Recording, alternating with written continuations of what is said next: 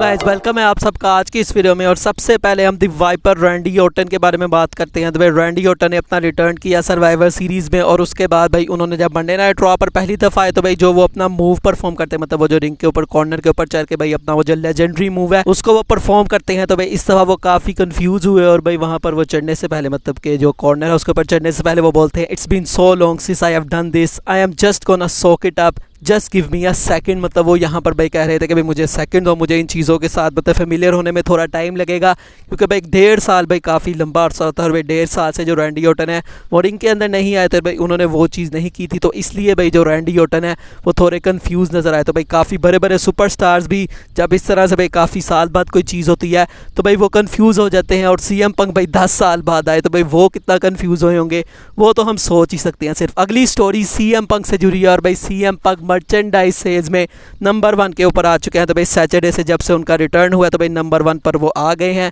और भाई काफ़ी एक्सपेक्टेड था CM पंक, जिन्होंने भाई 10 साल के बाद WWE के अंदर अपना रिटर्न किया है, तो भाई ऐसा तो हो नहीं सकता था कि भाई वो आए और वो मर्चेंडाइज के ऊपर राज ना करे। तो भाई नंबर 1 के ऊपर इस वक्त CM पंक आ चुके हैं। अब वो कितनी देर तक नंबर 1 के ऊपर स्टिक रहेंगे वो देखने में मज़ा आएगा। अगली स्टोरी की तरफ बढ़ते हैं और भाई जॉन मॉक्सली जो कि पहले CM पंक के साथ काम करते थे, मतलब भाई AEW के अंदर जब CM पंक थे, तो भाई उनका क्या रिएक्शन आया CM पंक के रिटर्न के ऊपर। तो उन्होंने कहा, you don't want to know what I think, I didn't see it, you do not want to know what I think. मतलब वो आगे से हंसते हैं कि भाई तुम नहीं जानना चाहोगे कि भाई मेरा क्या रिएक्शन है। तो भाई शायद इसके बारे में वो कह रहे हैं कि हाँ भाई आया तो वो AEW में भी था, लेकिन उसके बाद भाई बहुत जल्द वो चला भी गया था। और भाई रायबैक ने तो काफ़ी भाई इसके बारे में बात की। पहले तो वो कह रहे थे कि भाई अगर वो सर्वाइवर सीरीज़ में आया तो मैं रिटायर हो जाऊँगा, और अब वो शायद कह रहे हैं कि भाई मुझे 6 महीने दो, मतलब 6 महीनों के अंदर अंदर CM पंक चला जाएगा, ऐसा रायबैक का कहना है। अब भाई आपको क्या लगता है, क्या CM पंक भाई अब जो WWE के अंदर वो आए हैं भाई उन्होंने AEW में तो कांड किए, तो क्या भाई वो WWE के अंदर अपनी जो इमेज है उसको सही रखेंगे और क्या वो स्टिक कर पाएंगे?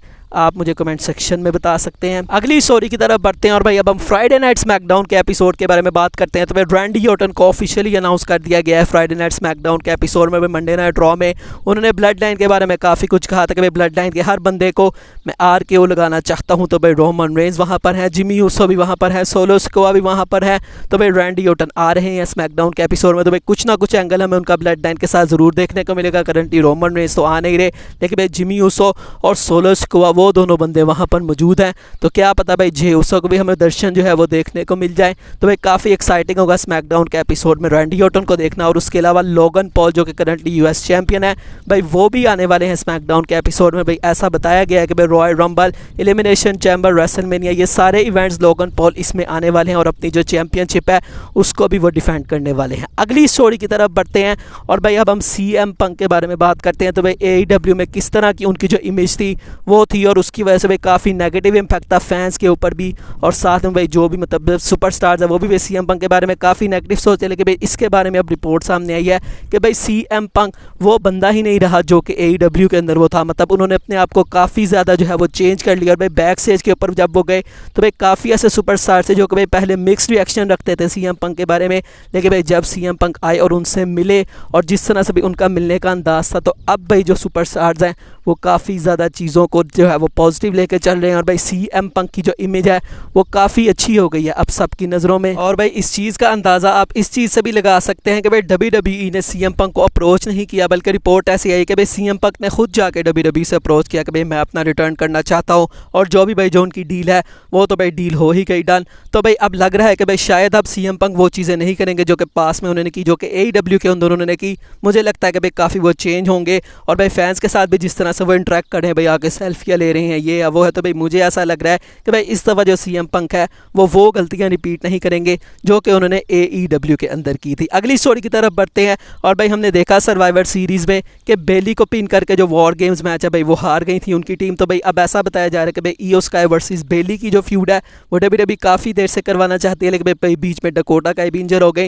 लेकिन अब भाई अभी डकोटा का काफ़ी टाइम रहता है, तो भाई अब ऐसा बताया जा रहा है रिपोर्ट्स में कि बहुत जल्द भाई हमें इनकी जो फ्यूड है वो स्टार्ट होती हुई दिखाई देगी। और भाई उसको WWE ने शुरू कर दिया है सर्वाइवर सीरीज़ के अंदर, जब बेली को पिन करके जो उनकी टीम है वो हार चुकी है। तो अब भाई किस तरह से जो टीम है उनकी वो रिएक्ट करेगी स्मैकडाउन के एपिसोड में, और कब तक बेली को वो निकाल देंगी अपनी टीम से वो देखने में काफ़ी ज़्यादा मज़ा आएगा। अगली स्टोरी की तरफ बढ़ते हैं और भाई Roman Reigns versus CM Punk की ड्रीम फ्यूड के बारे में बात करते हैं।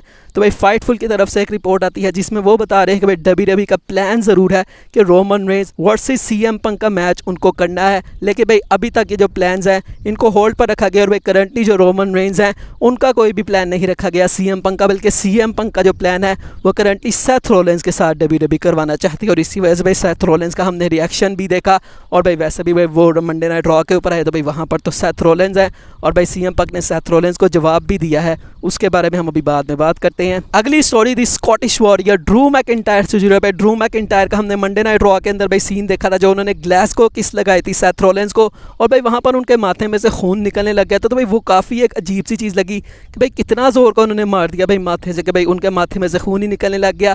तो अब भाई जो एक्चुअल चीज़ है वो आप देख सकते हैं इस वक्त पिक्चर में। तो भाई उनका जो सर है वो जाके वर्ल्ड हैवीवेट चैंपियनशिप के ऊपर लगा और भाई इसकी वजह से फ़ौरन से भाई जो खून है वो उनके माथे से जो है वो निकल आता है। तो भाई इससे आप अंदाज़ा लगाएं कि भाई कितना ज़ोर से उन्होंने जो सर है भाई वो मारा था कि टाइटल के ऊपर वो जाके लगा और भाई फ़ौरन से उसी मोमेंट के ऊपर उनका जो खून है वो निकल आया। और भाई अगर वाकई में वो सेथ रॉलिंस के माथे पे लगता तो पता नहीं भाई दोनों का क्या ही जो है वो बनता। आज की फाइनल स्टोरी की तरफ बढ़ते हैं और अब हम सीएम पंक के रिएक्शन के बारे में बात करते हैं जो कि उन्होंने सेथ रॉलिंस को दिया। तो भाई ये पिक्चर आप इस वक्त अपनी स्क्रीन के ऊपर देख सकते हैं। और भाई पहले तो मुझे समझ नहीं आई, लेकिन भाई यहाँ पर जो वाइट शर्ट में बंदा खड़ा है भाई जिसके ऊपर RKO वाला दिल बना है वो सीएम पंक है। और रिंग के अंदर अगर आप देखें तो भाई एक बंदा चेयर के ऊपर बैठा है वो कोई और नहीं बल्कि दी वाइपर रैंडी ऑर्टन है।